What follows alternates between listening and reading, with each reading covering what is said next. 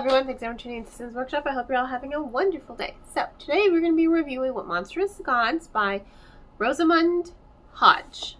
Yes, got it right. This is going to be a difficult book to review, not because of the content, but because of some of the themes in the book. I don't know if the author herself is Christian, but you definitely see an appreciation of Christianity in the book. Now, that could be a little off-putting to some people, and usually I don't always like it when religion is like in a book, because sometimes the authors are just kind of shoving it down your throat, their belief system, and it's like, I'm just reading a book to like enjoy the book, you know, so I don't always appreciate that. However, Hodge didn't do that here. She has paganism in here as well as Christianity, and she doesn't outright say like, hey, this is Christianity, this is Jesus Christ. She strays away from all of that. She leaves it up to you to interpret it. But, you know, there are these two worlds that intersect, right? You have Leah's, Rankia's gods, and there are a lot of many gods in her religion, right? And she thinks her gods are benevolent, right? She thinks her gods are great. They bestow miracles like willy-nilly, right? But as she has bestowed her own sort of miracle, so to speak, she has to kind of go through like a doorway to meet the gods and to like bring them back to the land, because Reuven, who is a centuries-old sorcerer, put a Sleeping Beauty type spell on the royal family, and it kind of locked all the doors between the people and their gods, right? So now she has to like traverse all these portals upon, one, killing Reuven, and two, awakening the family. She has to go through these portals to like reawaken the gods, and she's discovering these gods are not really benevolent. You know, just think of Greek mythology. These gods are kind of self-involved, and they just kind of like to do things willy-nilly, right? They don't really care about how the cause and effect. They think, oh, well, we're doing this to help the people, so they're going to be thankful for us no matter what, right? So what she discovers is Reuven, because after she kills him, he becomes her own personal ghost, literally. He starts haunting her, and she discovers that he is, you know, a heretic. He is the one who worships the one God, and then their chosen savior who gave his life on a cross.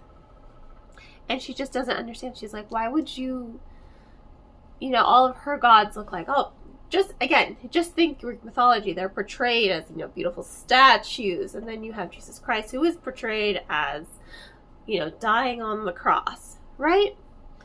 So she's like, how could you do that? So there's this really good discussion on religion, and it doesn't diminish paganism at all. And I think that that's what I really liked about it, because as someone who is pagan herself, whose family is Catholic, who has many Christian friends and Catholic friends, it's this nice, realistic discourse on religion. And Reuven always thought of her belief system as being flawed, and she thinks his belief system as being flawed. And together, they both discover, like, well, hey, both of our religions are flawed, but there are good qualities in each. And I like that discourse and all. It felt very realistic. I feel like the discussions that are going on in the book are discussions that should be held in real life. Like, you can disagree on things. It's okay to disagree, but they learn to respect each other. They learn to respect each other's belief system. And in doing so, they fall in love, because they're pushing each other's buttons. And as they're pushing each other's buttons, they're going like, oh, you kind of have a point. And by pushing each other's buttons, they're pushing each other to think, right? And that leads to a really good climactic ending with Leah and her gods. You know, she does this whole thing. I really don't want to spoil it, but there's a level of humanity in the book that I really enjoyed in this discussion of belief system and discussion of how far are you willing to go to protect your belief system. How blind are you willing to live your life to just kind of go with the flow on your belief system to think it's absolutely perfect and not flawed at all.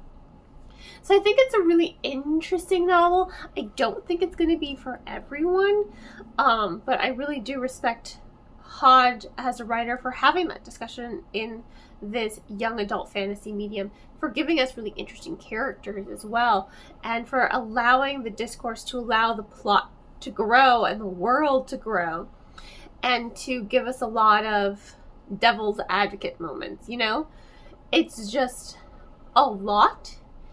And honestly, this book would be great for a book club because there's so many things that you can take out of the book, and it can lead to a really good discussion. And I think that that's really, really interesting. Just as a whole narrative. And I think that's why I really liked the book, because it was just really thoughtful. It was very, I know I've said this many times, I had a teacher who said genre fiction is not real fiction because you can't really do anything real with it. This is another perfect example of why she was wrong. Old white woman, so she was like in her 60s or 70s, Pamela Painter. You can look her up. Yeah, I have no problem with throwing shade. But I just think that what she said, sorry, I just think that that comment just diminishes a lot of writers, you know, and it puts a lot of people from really stepping out of their comfort zones to read something new. Like this, for instance, it's going to really be an eye-opening kind of novel and lead to a lot of really good conversations.